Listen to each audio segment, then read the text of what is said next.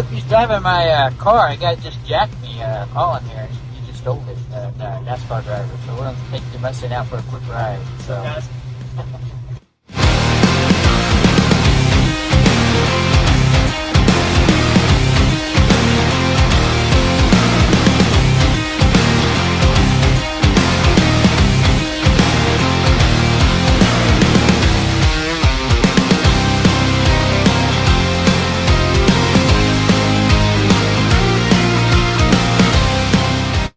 One Community USA, I'm the director of Pathways to Hope, which is helping offenders pursue excellence. That's kind of what we're doing, right? We're an organization that I go in once a week on my own now. So once a week, I spend an hour with the vets and I spend an hour with the civilian pod, and I just talk to them. I'm just real with them. I share them my own struggles, and then I bring some of my life struggles to them. I'm like, how do I deal with my kids' school? How would you deal with, like, I'm running all these situations and I empower them to answer back, because I'm like, I'm guaranteeing you when you get out, these are some of the things you're going to have to deal with. So if you help me, I'm helping you. Right. And then we do a 40-hour course. So we teach them.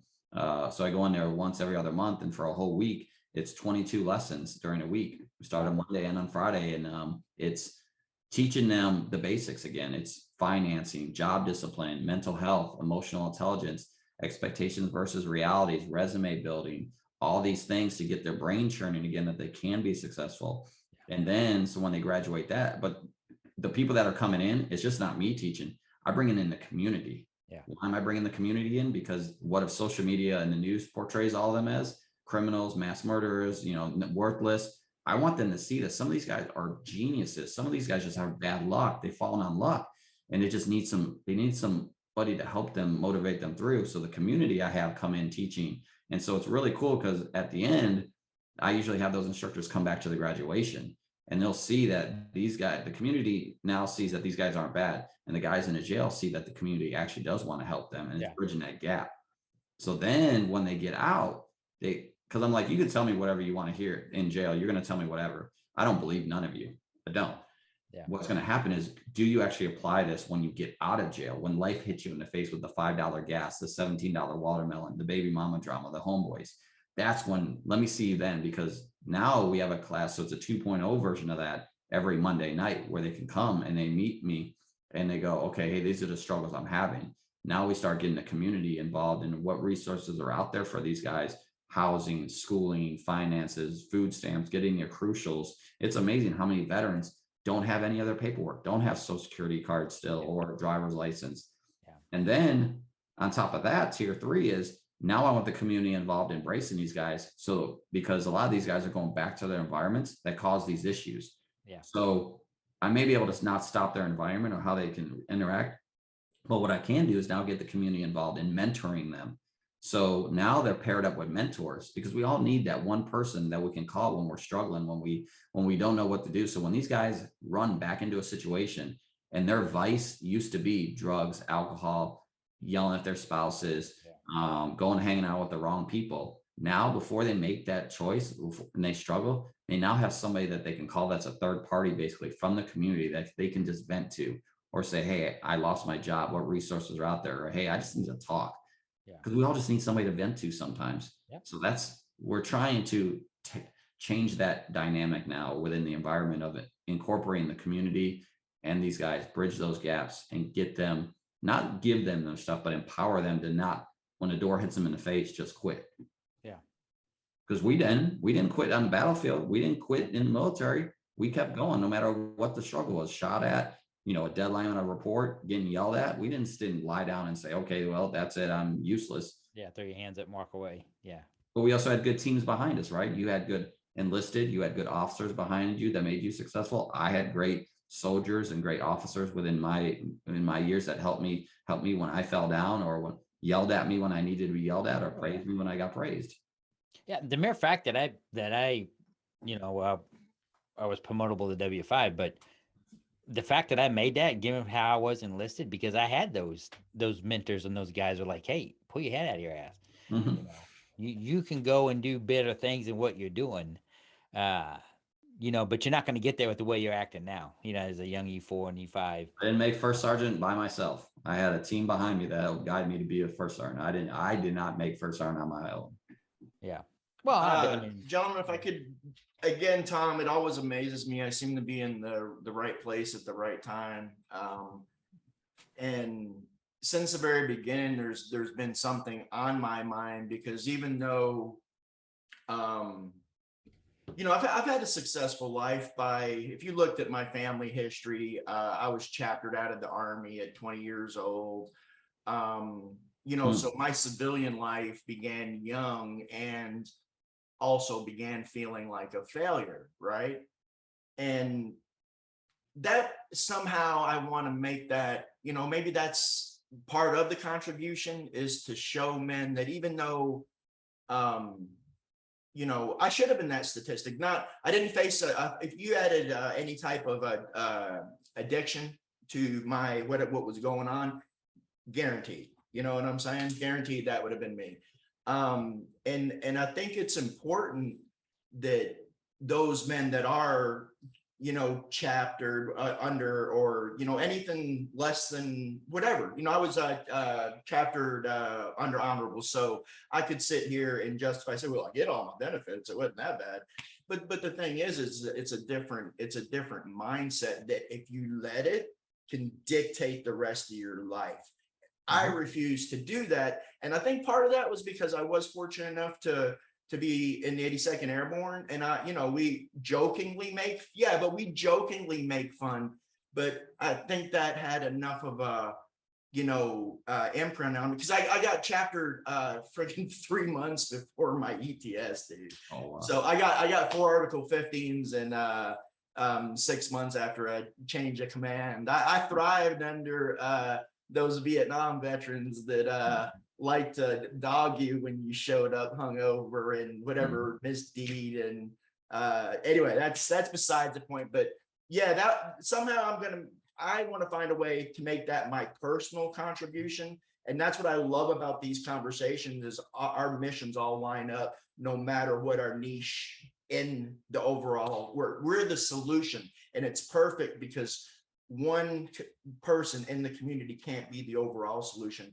And I love how we're all targeting these areas that are, you know, in our hearts to bring these guys home, you know. And that's really what it is. But I always say it, I love this, maybe this will be my catchphrase when I'm famous. Veterans don't know what's missing in their lives until they fill it with veterans, bro. I tell people all the time, I still only feel comfortable around 2 groups. One is a vet group that I volunteer with, Emerging Vets and Players, that meets up here in Dallas once a week. It's combat veterans and athletes that come together. And the other one is in the jail. That's the only time. Those are the only 2 groups I feel comfortable around, that I'm at peace, that I'm not thinking or watching my back. And you would think, like, man, you're in the jail, you need to be watching. Like, I don't. I walk through there, I talk to people, I listen to them, I try to empathize with them, I try to give back, and I try to take, you know, what are your struggles? What are you guys working on? I'm not saying I'm going to be able to fix the justice system. I'm not going to be able to fix the finance or the housing, but let me know what your struggles are, and let me try to go and find felon-friendly employers. Bring your voice to the community. Find these big donors that are out there that are giving away millions of dollars to programs that they don't even know if their programs are successful. Let me bring those donors into the jails and let them see where their money's going, because maybe they won't change it.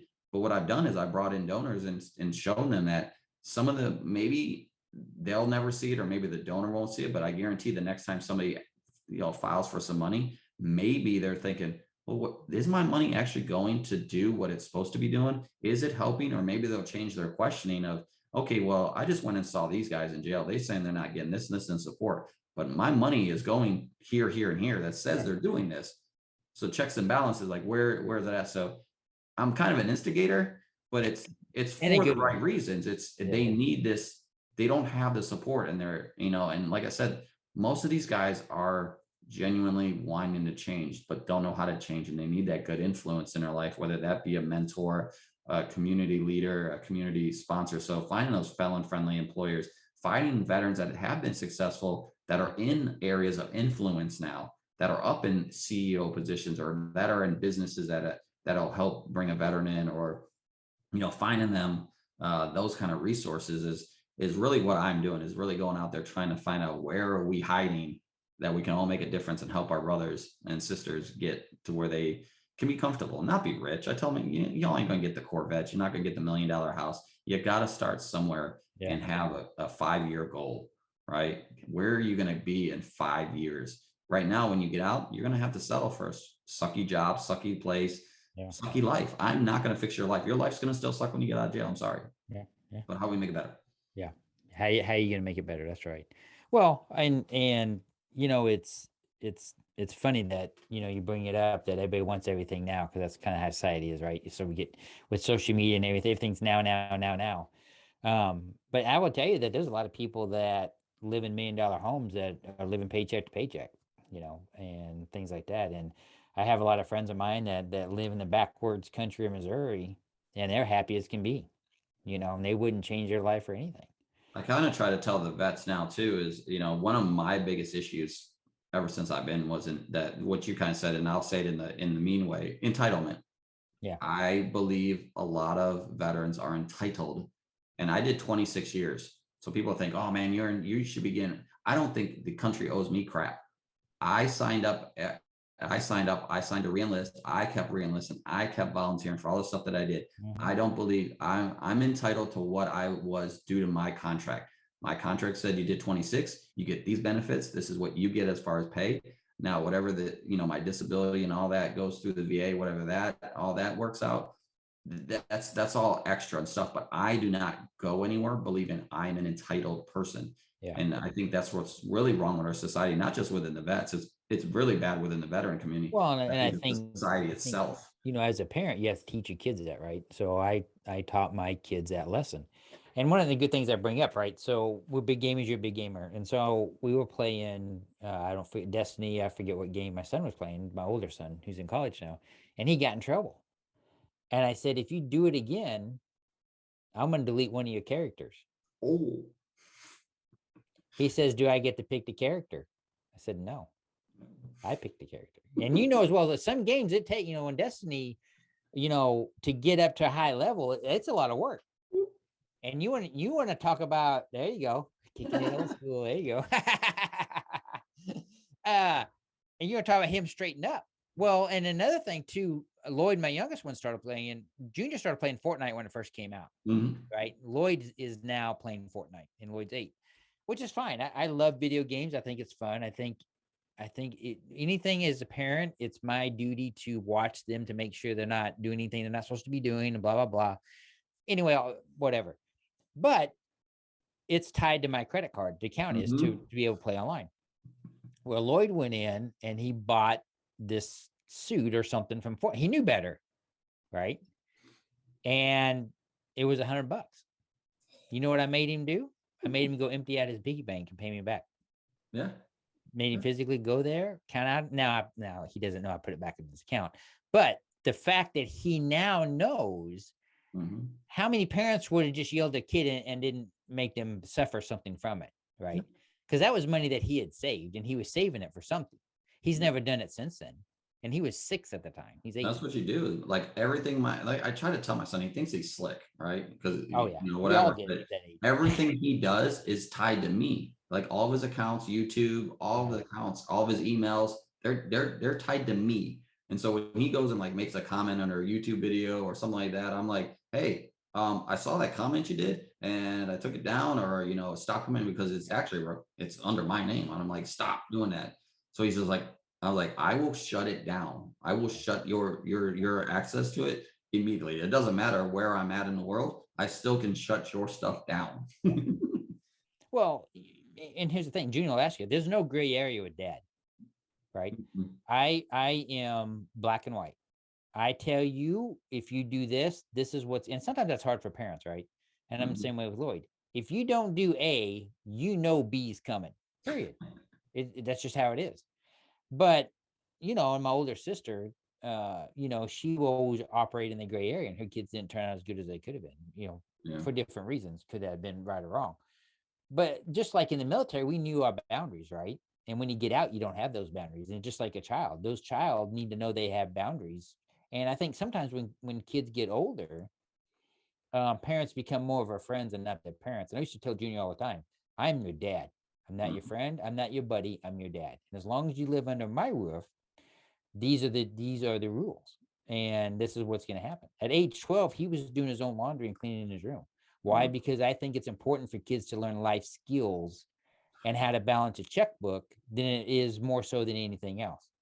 And I'm doing the same thing with Lloyd, and not to be mad or mean, but Junior knows how to cook. He knows how to take care of himself. He knows how to do all those things. Because to me, it was important because I was taught that as a kid, and always dignity and respect others. One thing I told Junior with social media is like, oh, well, so and so was saying this about me. I was like, fine. When you see him at school the other day, walk up and ask him about it. Mm-hmm. Get in his face, because I guarantee he ain't gonna talk about it when you're in his face. And I teach the importance of kids being able to defend themselves. Bullying's a big issue and a huge problem. Both my kids have done Taekwondo. Lloyd's in Taekwondo now. I think it's important to kids to have that self-discipline and that respect that they learn doing martial arts. And it's helped Junior out with a couple of bullying instances where he just protecting himself, but he beat the kid up, but he was protecting himself, and I have no issues with that. That is such a veteran mentality too, because I am the exact same way. So my son is a military brat too. All he knows about is guns, suicide prevention, everything that I'm very transparent, very open. Everything that's happened in my life, he knows about and has been part of, because I want him to understand the way that I am and why I operate the way I am, and to be able to help me when I don't know how to help myself. And I put that on him at 9. He just turned 10. I'm sorry, but he's been at that. And when I got out, my family still lives in Ohio, and I would put him in an area that's very, very, very, very safe. The problem with that is putting them in a very, very safe areas has now put them in a bind, because they don't understand military very well.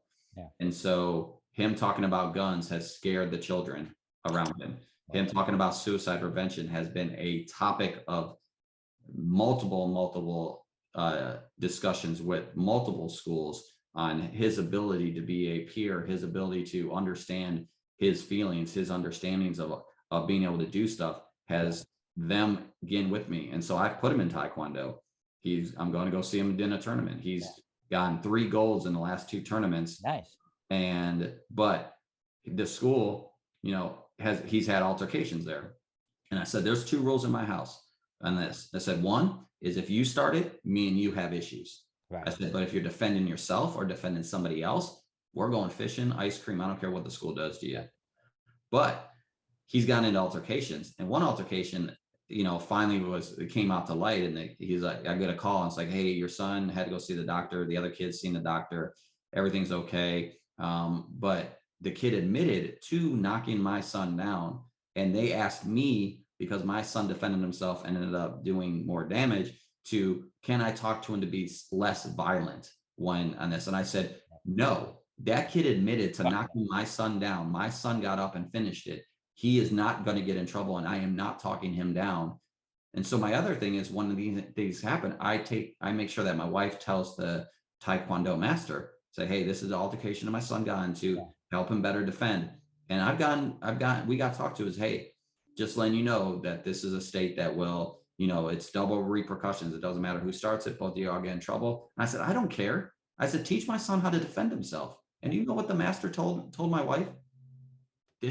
You guys are the rare family that is telling us that you want us to teach them extra stuff. I said, what are these kids in here for then? Right. If they're not in here to defend themselves and be able to sit there and be against it, why would I want my son not to learn more and how to defend himself? That's opposite of what I'm paying. Well, that's one good thing about jujitsu, right? Jujitsu teaches you that. Junior did jujitsu for a while and wrestled. And, I always tell my son, you don't start a fight, but you damn well better finish it, period. Mm-hmm. And my dad was always that way. And my dad was a bad dude. My dad ran with motorcycle gangs, and not just guys that put shit on your back. He shit was in motorcycle gang in Kansas City. And my older brother and sister, their life, because they're 8, 9 years older than me, was completely different than mine. Because they grew up with motorcycle gang members sleeping in the house and waking them up to make them breakfast and things like that. And dad had to get away from that and moved away. And me and my younger sister's life was completely different from theirs. But and that's one thing he always said. You don't start it, but you finish it, and you always have a right to defend yourself. And Junior beat up two kids in our neighborhood one time because they jumped him. And Junior picked up a stick and defended himself. Well, one kid was 3 years older, and the dad called me. I said, "Well, I got a problem with your 14-year-old son jumping my 9-year-old." Mm-hmm. And I said, "If you wanted to talk it further, we can go outside. I don't have no issues or problems, right?" He was just upset because Junior thumped them both. But they shouldn't have been jumping him to begin with. But here's the thing too. When Junior dealt with this, when people found out he was a second degree black belt, they would try to push him into fighting, right? And this is where it comes to, well, you better finish your fight, because not that I condone hurting people or anything like that. That's not what I'm talking about. But it will get rid of the people wanting to try to start a fight with you. Mm-hmm. It takes one good kid getting his butt kicked, and none of the other kids are gonna mess with you. You usually end up with more friends afterwards because they see that you are standing up for yourself. You are a person that they maybe surround you with, and you end up with more friends after that, because you're going to have more people that either are with you because they need help being defended, or because they see that you're actually a nice person, and they're going to want to be around you because they're like, oh man, that's horrible. You didn't start it, but glad you finished it. Or, hey, I've been bullied by that guy for so long. And you're going to end up with a bigger friend base because you didn't start it. You chose the high road, but then you also didn't take any BS at the end of the day. Yeah. And that's important. And I carried that through my military career. I never looked for a fight. I never enjoyed it, but I would never back down from one. You just, I guess when you get older, you kind of think differently. But that's why my son is trained in suicide prevention and is comfortable coming to talk to me when he sees me angry or off, because just like you said, we never ran from a fight. We always ran to it. There was never a point that I ever ran from a firefight or ran from a situation, because that was what I was trained to do. That wasn't who I was with. I spent 82nd. I was with a lot of SF groups. I was with SOCOM. I was a lot of guys that did a lot of good stuff around this world, and they never ran from anything. And I didn't want my son to ever be scared of me. I didn't want him to see me off, or I didn't know what was going on and go, I don't know how to help my dad. So I've taught him my triggers. I've taught him how to assist in QPR and a lot of these things. And that why it's threefold. One is he can help me. Now he feels comfortable talking to me. Two is now he's identified stuff within himself that he's able to, hey, if I'm dealing with something, I know I can go talk to dad because dad deals with stuff too. Yeah. Three, now he's actually an asset to his school because it's all about peer-to-peerness. Yeah. He now can identify stuff with amongst his peers that the teachers and parents will never know, and they're comfortable talking to him. He now knows he can bring them to us, or the teachers, or mainly us, to be able to get them the resources they need to stop any issue that we have in our school. So well, it's funny you bring that up, because I do the same thing with my boys, because obviously you can Google me and pages come up, right? And so that's a hard conversation to have with Junior, when he was younger, but what Lloyd's age now. But Lloyd the other day in school, so he's got a new principal at his school. He goes to a private school. And one of the kids in school in his class said he wanted to kill himself. One of the kids said that. Now there's many, but you know what Lloyd did? Lloyd very calmly walked up to his teacher and told his teacher what went on. And this is what the teacher's telling him. She goes, the fact that he was so poised and calm, was amazed. And so she goes and she talks to the boy, and they talk to the boys, because you never know what's going on in kids' life. And he said he was just joking around or whatever, but he's got a very good teacher. And so the principal was asking me, why that's not a normal reaction that I think an 8-year-old should have in that situation. And so I just sent a link to my website and said, because this is what I do. This is why he acts the way he does. But you're right. They become an asset because they know more what's going on than parents and teach whatever. I always tell parents, if your kid plays games online, go sit in a room where you can hear them and listen to what they're talking about. Because they're playing with a group of friends from school. They're talking about what's going on with school in their day. And, Tommy likes this person or that person, or this happened with this teacher or whatever. I remember Junior had a civics teacher, and he would tailor the questions on the test to whatever the popular video game was that the kids were playing at that time. And so he would incorporate questions from Fortnite, No Man's Sky, whatever game, the popular game. And kudos for him for knowing. He was probably a big gamer too. But and then I would hear Junior and them talking about, oh yeah, so and so put this test about on this on Fortnite and blah blah blah, and what a great connection to have, and I think that when you go and talk to the prisoners, Tom, and you bring your military experience and past, I think that's why they connect with you, whether they've been in the service or not. And I think no matter for whatever reason somebody's in prison, they're still a human being. And I think everybody has the chance or the ability to make change in their life, whether it's coming out of the prison system, whether it's mental health issues or whatever. You have that ability. Oh, and I came up with a little saying that I said, we can't change the past, but we have the ability to change tomorrow. And you can make that change, or even today, you can make that change today. But hey, as we wrap this up, Tom, I would like to say thank you for coming on my podcast. I really enjoyed it. I enjoyed our friendship over the years. I know we go through times where we don't talk a lot, but maybe we'll connect more often. I want to invite you anytime. Come to Virginia, visit my home here. You're more than welcome here anytime. If you're in town traveling or whatever, you're welcome to come in. But as we close it out, I'd like for you to, if you have any parting words or last words to say, feel free to go ahead and jump in. No, I greatly appreciate it. I respect your friendship and everything you're doing in the mental health field. I love it. Yes, we're going to continue this conversation. There's a lot more projects I'm involved with that I want to get you involved with on a national levels. But yes, if you're in the Dallas-Fort Worth area and you want to give back to veterans or just incarcerated in general, get with me, get with Cliff to get with me to mentor resources, whatever in the area that will help second chances. These guys are veterans and just civilians in general. Well, I tell you what, when my book comes out, you let me know and I'll ship you some free books. Man, they'll love it. Thank you. But hey, Mental Health Wars, thanks for tuning in. I hope you enjoyed our conversation with Tom today. He's a great person. We'll make sure we have all the links to things that he does and everything. But, just go out and please remember the incarcerated veterans we have out there. They're kind of a forgotten group. And I'm really was happy for Tom to come on and talk about that, because I got a little educated today and I hope you did too. But you guys have a great week and take care of yourself. Remember, pick up that phone, call that family or friend. Veterans Day is coming up very quickly here.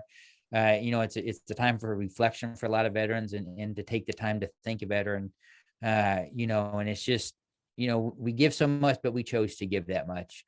If you're not a Vietnam veteran and wasn't drafted, then you chose to join. But I want to thank everybody for tuning in. Be sure to go out to veteranstrashtalk.com, watch all of our podcasts. Be sure to like and follow us on Facebook, Instagram, Twitter. We're all over the place. Truth Social, Rumble. We're all over the place. Rally Point. I do a lot of writings on Rally Point. But everybody take care. Have a great week.